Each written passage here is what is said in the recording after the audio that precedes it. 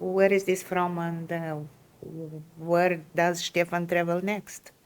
Well, you know, I think every time I go to a place, I want to take something away that that reminds me of the place. You know, Stefan Chalmari is such an important figure here in the history of Moldova. I mean, obviously we have the amazing statue on the main boulevard, and just symbolizes, again, I think, the perseverance and strength, and something that Moldovans can really rally around. You are at the end of the mission in Moldova, and we want to know all the truth. So, during last years, what USAID had done in Moldova, if you may say shortly, and why was that important? It's obviously been a challenging 4 years, you know, for so many reasons. Obviously, most recently, Putin's brutal invasion of Ukraine. Before that, multiple energy crisis, COVID, obviously, 2 years. In that sense, it was one of the lessons learned that USAID has in Moldova is that longevity, commitment, continuing to support industries over time really makes a difference. You know, we work on making companies and businesses more competitive. And that's, you know, a fancy way of saying, you know, making them better, making them stronger, making them bigger, you know, where they hire more workers and they pay better wages, and they showcase Moldovan products. One of the key factors in making Moldovan companies better is to ensure that they have the right workers that come out of school with the right skills, that can immediately apply those skills, and that, you know, through bringing in ideas and innovation from their education, help those companies. STEM-related skills, the sciences, the technology, math, all these things to help prepare kids earlier for jobs, you know, that they could get as soon as they get out. And it's also to match the companies with the universities and the institutions as well, and between the two of them, really make sure that the right skills are being developed. So that's really what drove the robotics training. And you know, I've been here 4 years now, so I've seen some of those same kids. Like now, you know, they're teaching others. They have good jobs of their own, working with Moldovan companies. You know, it's really amazing. I think it's one of the areas in which, despite of all those things, you know, IT has still continued to grow. I mean, just in the past year, from 2001 to 2002, it's like well over 100 million in increase in exports. The jobs continue to rise, you know, well in the high 20,000s now. I think our IT park, you know, which we've supported through a competitive tax regime, has really allowed companies to come in and operate and, you know, not only grow their businesses, but grow tax revenue, which helps the country, obviously. I see. USAID also helps Moldova to develop agriculture, tourism, wine. Why? One of the things I was most impressed about is going out in the countryside when I first arrived here, and you realize that everybody makes wine, right? They don't just like wine.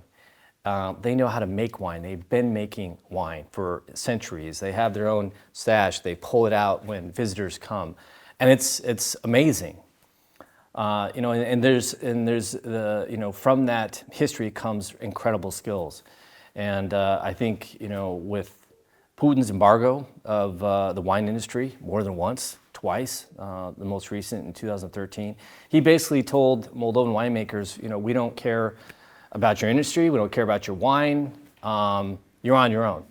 And I think that was, you know, in many ways the best thing for the industry, where we were able to help them turn around, start making wine in bottles, premium wine, change their markets from Russia to the EU and others, where they're getting so much more money, you know, per liter that they make. And it really unlocked the extraordinary winemaking potential of Moldovans. And you see with literally thousands of medals being won, most of them gold. This year was more the same. And on the ag side too, I mean, it's an agricultural country. That's the history. Did you manage to taste any of those apples or vegetables or plums or wines?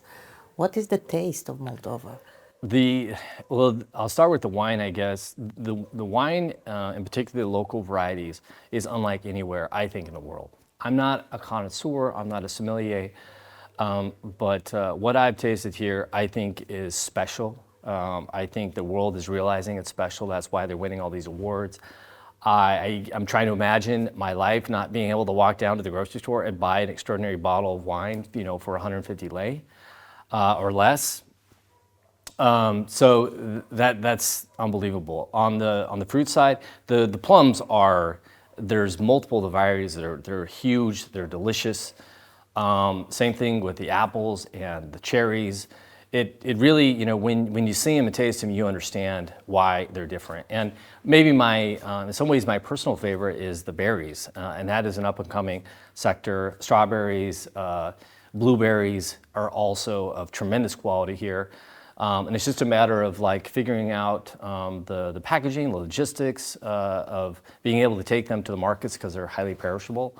But that's another area we've been really able to work, with the ministries, with the farmers, with the border to make sure that things are able to go across and move quickly so they don't sit and perish and make it to the markets. Let's switch a bit to the bitter taste of Moldova. Corruption, a very slow reform of judicial sector, democracy. Why USAID is helping in this sector and how? I think belief in justice is really at the foundation of any society. I think whether it's for business, whether it's for the day-to-day, whether it's for governance, all these things in many ways come down to a properly working and fair judicial system. And we've heard that over and over again from Moldovans in polling. They care about the economy, but they care about corruption. And anytime you see the theft of $1 billion from a country, you know that something was going horribly wrong at the time.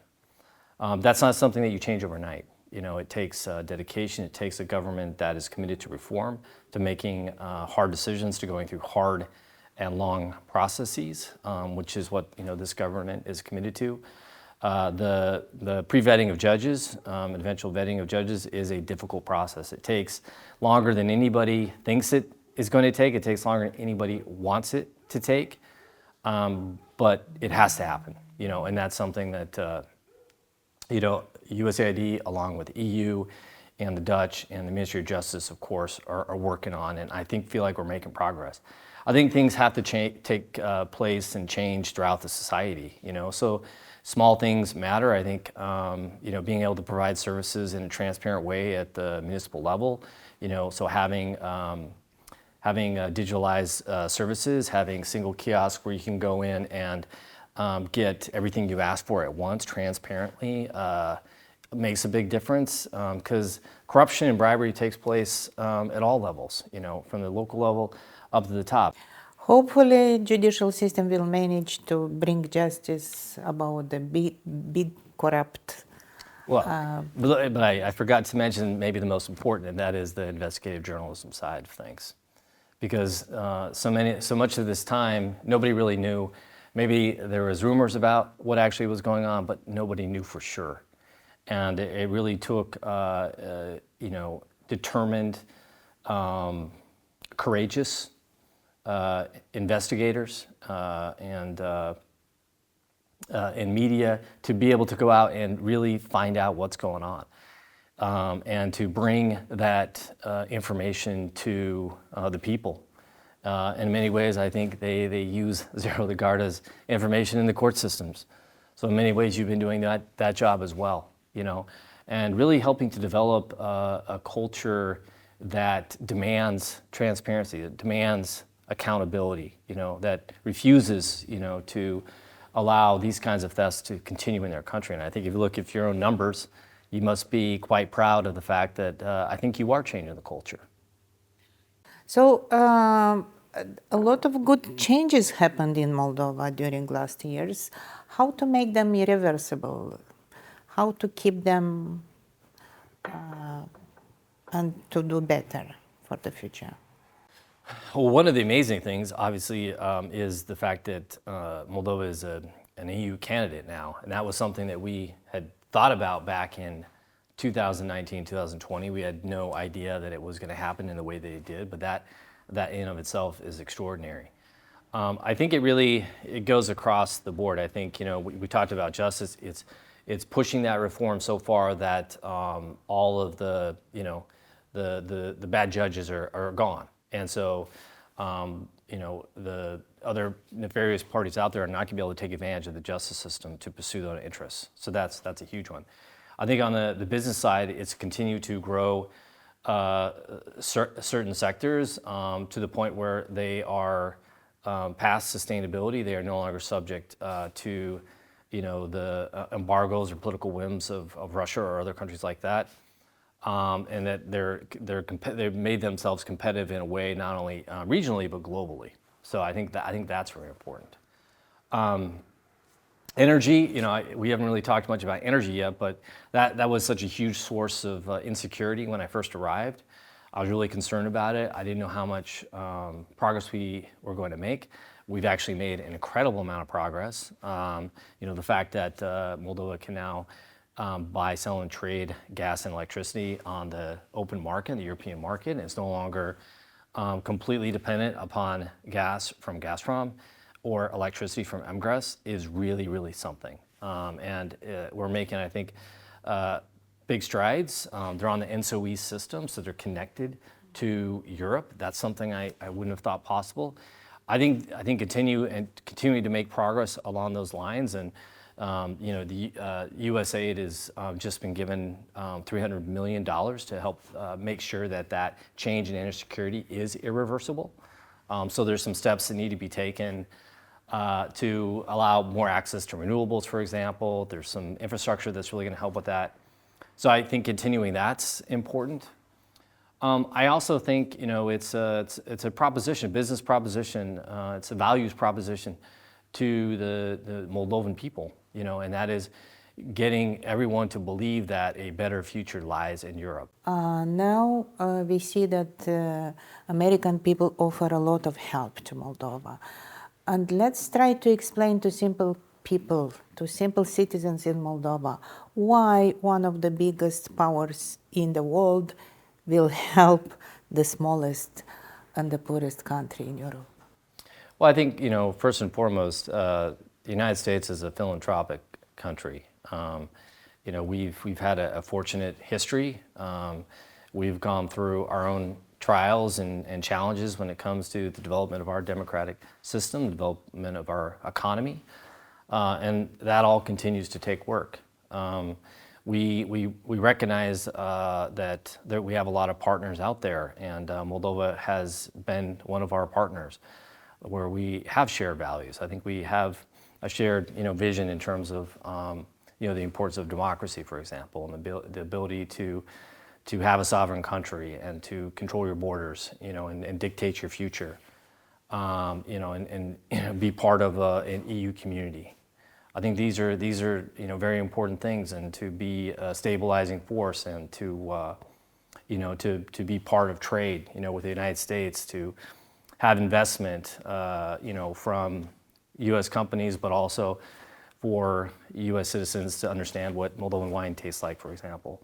So I really think there's a basic partnership there, and when we go back and communicate to citizens of the United States and to Congress people, so many of whom have visited over the past year, they're proud of what we're doing here. They want to see the Moldovan people and Moldova succeed. They want to see them in charge of their own destiny. Thank you.